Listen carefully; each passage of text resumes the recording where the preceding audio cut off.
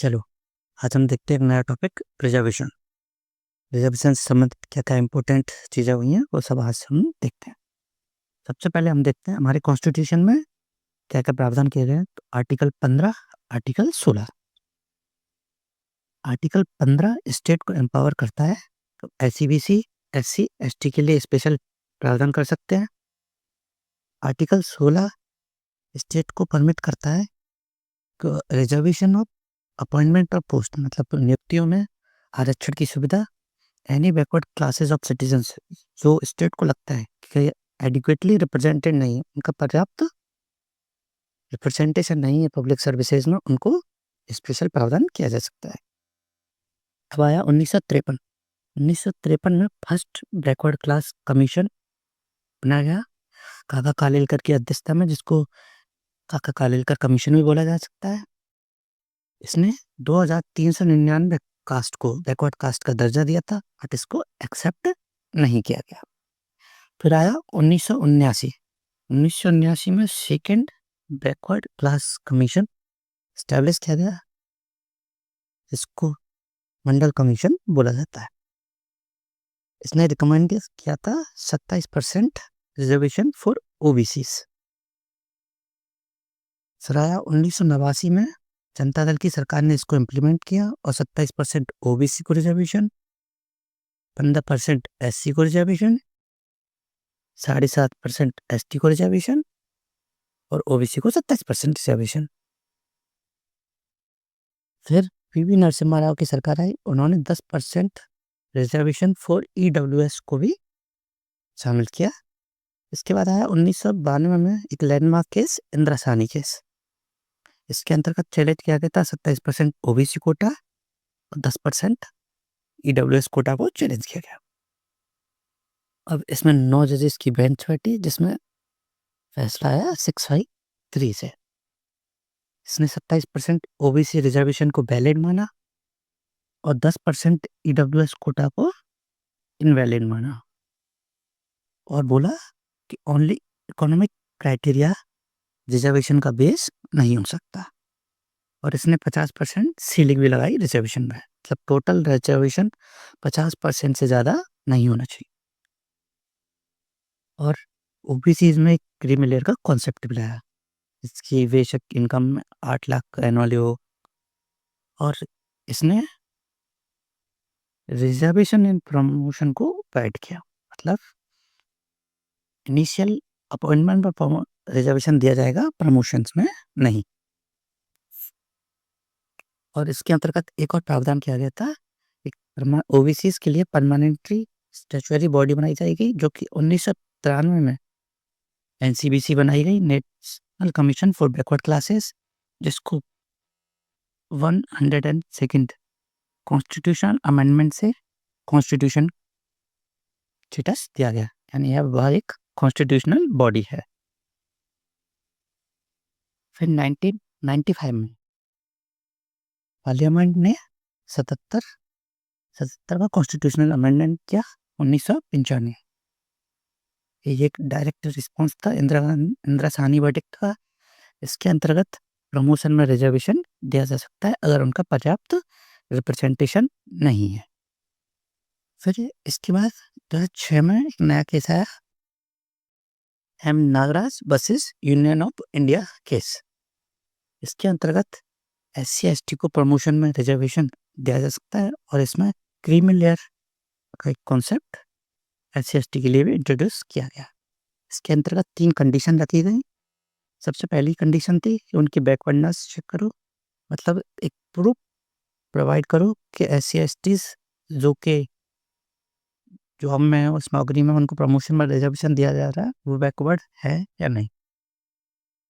दूसरा, शो करो कि कम्युनिटी का पर्याप्त रिप्रेजेंटेशन नहीं है उस पोस्ट में, प्रमोशनल पोस्ट के लिए। और तीसरा, उस प्रमोशन से उस एडमिनिस्ट्रेटिव एफिशिएंसी पर कोई नेगेटिव इफेक्ट ना पड़े।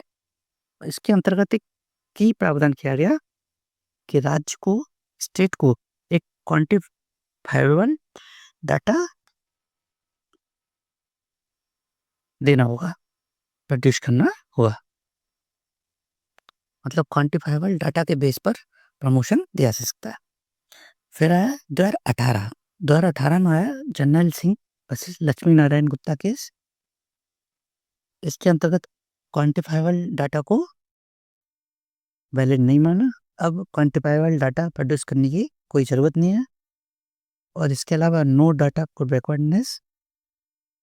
इसके अंतर्गत कोर्ट ने कहा कि state don't need to collect quantifiable data to prove the backwardness of SC and ST। और इसके अंतर्गत बोला गया कि क्रीमी लेयर का कॉन्सेप्ट वैलिड है SC/STs में। इसके अंतर्गत इसके बाद 2019 में पार्लियामेंट ने 103 कॉन्स्टिट्यूशनल अमेंडमेंट किया, 103rd। इसके अंतर्गत EWS का रिजर्वेशन लाया गया और यह अमेंडमेंट सिनो कमीशन की रिकमेंडेशन पर बेस्ड था। इसके अंतर्गत 10% रिजर्वेशन दिया गया था EWS को। मतलब पहले जो इंदिरा साहनी केस में बोला गया था कि ओनली इकोनॉमिक क्राइटेरिया पर रिजर्वेशन नहीं दिया जा सकता, अब इसको इनवैलिड कर दिया गया। मतलब अब इकोनॉमिक क्राइटेरिया का रिजर्वेशन दिया जा सकता है। अब इकोनॉमिक क्राइटेरिया में कौन कौन से चीज़ों को वैलिड माना गया है, कौन कौन से क्राइटेरिया मीट करने होंगे। सबसे पहले, अगर कोई एग्रीकल्चर लैंड ओन करता है, मतलब किसी के पास 5 एकड़ या उससे ज़्यादा की एग्रीकल्चर लैंड है, तो उसको इससे एक्सक्लूड किया जाएगा। किसी के पास रेसिडेंशियल फ्लैट है 1000 स्क्वायर फीट या उससे ज़्यादा को उसको भी एक्सक्लूड किया जाएगा। इसके अलावा अर्बन एरिया में रेसिडेंशियल प्लॉट है 100 स्क्वायर यार्ड का या उससे ऊपर म्यूनसिपल एरिया में, उसको भी एक्सक्लूड किया जाएगा। और रेसिडेंशियल प्लॉट है रूरल, मतलब 200 स्क्वायर यार्ड का और किसी भी एरिया में, तो उसको एक्सक्लूड किया जाएगा। इसके बाद एक नया 2022 में एक करंट केस है जनहित अभियान versus union of India case. इसके अंतर्गत 103 कॉन्स्टिट्यूशनल अमेंडमेंट की वैलिडिटी और 50% सीलिंग, दोनों को चैलेंज किया गया। फिर जुडिशरी का वर्डिक्ट आया, 3/2 से वर्डिक्ट आया, मतलब 5 जजेस की बेंच बैठी थी। इसके अंतर्गत 103 कॉन्स्टिट्यूशनल अमेंडमेंट को वैलिड किया गया, मतलब अपहेल्ड कर दिया गया, मतलब EWS को रिजर्वेशन दिया जा सकता है। और ओनली जो इकोनॉमिक क्राइटेरिया था रिजर्वेशन के लिए, उसको भी मान लिया गया और यह कॉन्स्टिट्यूशन को वायलेट नहीं करता है। और जो 50% सीलिंग थी, उसको सिर्फ SC, ST एंड EWS के लिए ही माना जाएगा। और EWS के लिए जो 10% का प्रावधान किया गया है, वो इस 50% की सीलिंग के अंतर्गत नहीं आता है। अब टोटल रिजर्वेशन प्रेजेंट कंडीशन में क्या है, SC के लिए 15%, ST के लिए 7.5%, OBC के लिए 27%, मतलब टोटल SC BC वेस्ट रिजर्वेशन हो गया 49.5%। और इकोनॉमिक वीकर सेक्शन के लिए 10%। अब एक इम्पोर्टेंट एक साथ समरी देखते हैं। सबसे पहले है 1953 का काका खालिलकर कमीशन। उसके बाद आया 1979 का मंडल कमीशन। इसके बाद आया इंदिरा साहनी केस 1992 का।